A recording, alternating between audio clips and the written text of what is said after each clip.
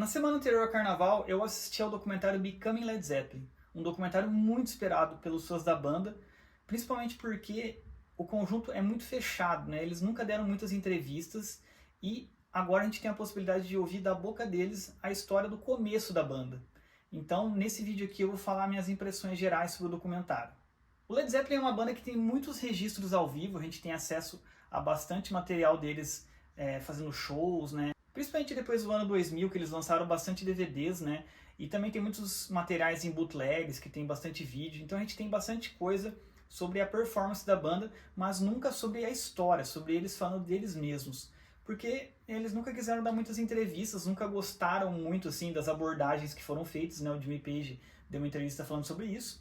E que essa abordagem feita pelos diretores, ele gostou, né? Então ele achou que dessa vez daria para fazer alguma coisa. O documentário traz então os três integrantes vivos da banda, Robert Plant, que é o vocalista, Jimmy Page, que é o guitarrista, John Paul Jones, que é o baixista, mais uma entrevista incrível feita pelo John Bonham, que é o baterista que morreu infelizmente em 1980. E com essa gravação eles conseguiram fazer como se o John Bonham realmente estivesse fazendo, né, uma entrevista ali naquele momento, né? Então eles foram intercalando entrevistas de cada um, com essa do John Bonham, que foi gravada anteriormente e nunca tinha sido divulgada, e fizeram um documentário muito interessante. Como o próprio nome do documentário diz, ele é sobre o começo da banda, como é que ela se originou, como é que era a vida dos integrantes antes dela. E isso é muito interessante de ouvir vindo da boca deles próprios, né? Então o que eles faziam antes, como é que era a vida deles, né, se eles tinham já um sucesso antes ou se eles sofreram muito, como é o caso principalmente do vocalista Robert Plant, né, que ele diz ali que em muitos momentos não tinha onde morar, né, porque ele teve que sair da casa dos pais dele, porque ele não teve apoio para ser um músico.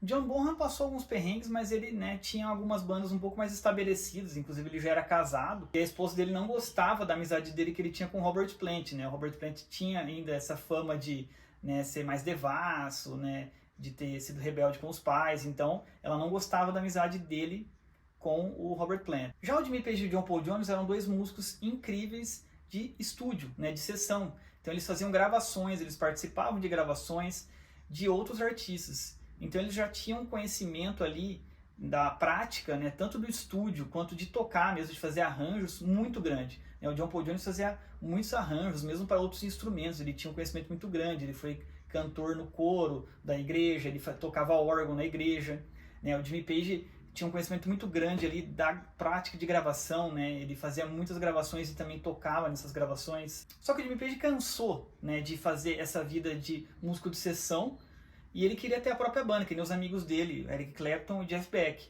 Então o Jeff Beck convidou ele para tocar no Yardbirds, que era a banda que ele estava na época, e o Jimmy Page foi para o Yardbirds, né, para poder começar a sua carreira como músico de banda. Só que os Yardbirds era uma banda pouco estruturada, né? Ele não era o dono dessa banda, não foi ele que começou. Muitos músicos ali eles não tinham uma firmeza tão grande do que queriam, tinha muita divergência, e eles acabaram se desfazendo. Então, como a banda ainda tinha uns shows marcados, ele mudou o nome para New Yardbirds e chamou uma galera. Ele chamou quem então? John Paul Jones, que ele já conhecia daquele meio, e aí, nos testes para vocalista, ele conheceu o Robert Plant, que logo já puxou o John Bonham com ele, porque eles tinham uma banda antes dessa, mas que não fazia tanto sucesso. Então todos eles foram lá e fizeram New Yardbirds para fazer esses shows, e muitos desses shows já tinha várias músicas do primeiro álbum do Led Zeppelin, né? Dazed and Confused, por exemplo, uma música que já tinha quase inteira ali na época do Yardbirds. A gente tem até vídeos no YouTube que mostram os Yardbirds tocando Dazed and Confused. E o documentário ele vai até o segundo álbum da banda. E por que até o segundo álbum? Porque na realidade os dois primeiros são álbuns que eles foram estruturados ali, pensados, compostos muito no início, né? Muitas músicas ali do primeiro, principalmente, o Jimmy Page já tinha na época do Yardbirds e até antes disso. E o segundo álbum foi feito realmente a toque de caixa ali, enquanto eles estavam fazendo uma turnê nos Estados Unidos, que foram onde eles estouraram, né? Então eles ganharam o público dos Estados Unidos com essa turnê do primeiro álbum e já foram gravando ali em vários lugares o segundo, né? E quando eles voltaram para a Inglaterra, eles já voltaram nos braços ali da galera da Inglaterra, que também eles estavam fazendo sucesso sem saber, né? Porque eles nunca tinham tocado direito na Inglaterra. Então assim, o documentário me encantou muito, né? Uma das minhas bandas favoritas, então eu esperava muito por isso. E ouvir cada um deles falando foi muito legal, né? Saber a história de cada um, o que cada um passou até chegar lá, como é que foi o estudo, né? Como é que eles tiveram contato com a música. E o documentário também faz paralelos com as coisas que estavam acontecendo na época. Ele é muito bem feito. Então ele coloca, né, elementos ali dos anos 60 que estavam acontecendo, né? A luta pelos direitos ali civis nos Estados Unidos, a Guerra do Vietnã, ou mesmo da época que eles nasceram, porque eles nasceram ali pós Segunda Guerra Mundial, todo naquele contexto do pós-guerra. E do próprio nascimento do rock and roll e do blues elétrico ali, que influenciou demais, mas demais mesmo a banda. Né? O começo do Led Zeppelin ali, o blues elétrico é muito presente em várias músicas, né? Eles inclusive, né, se inspiraram, entre aspas, roubaram várias, né, frases ali, né, melodias, principalmente letras, né, de alguns bluseiros para fazer algumas músicas como Whole Lotta Love, por exemplo, né, ou Lemon Song. O documentário traz trechos de shows que eles fizeram incríveis, né? A gente tem aquela experiência de ouvir o Led Zeppelin, né, no cinema, naqueles shows incríveis que eles faziam, muitas vezes que a gente não tinha visto até agora.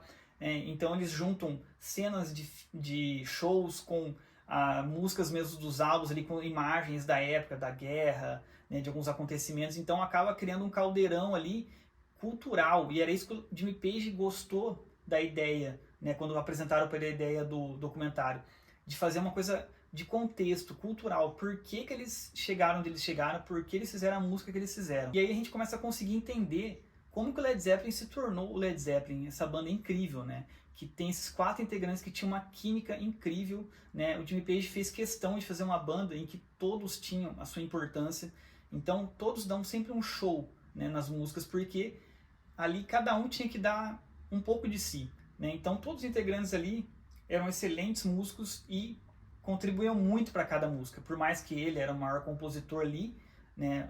Depois o John Paul Jones começou a aparecer mais, né? Todos os integrantes tinham a sua pitada ali na interpretação, ali na gravação, que dava o toque mágico para as músicas. Então é isso aí, galera. Esse foi o documentário Becoming Led Zeppelin. Recomendo muito que vocês assistam, né? Quero que vocês deixem nos comentários aqui se vocês já assistiram, o que vocês acharam, o que vocês acharam aqui da minha opinião.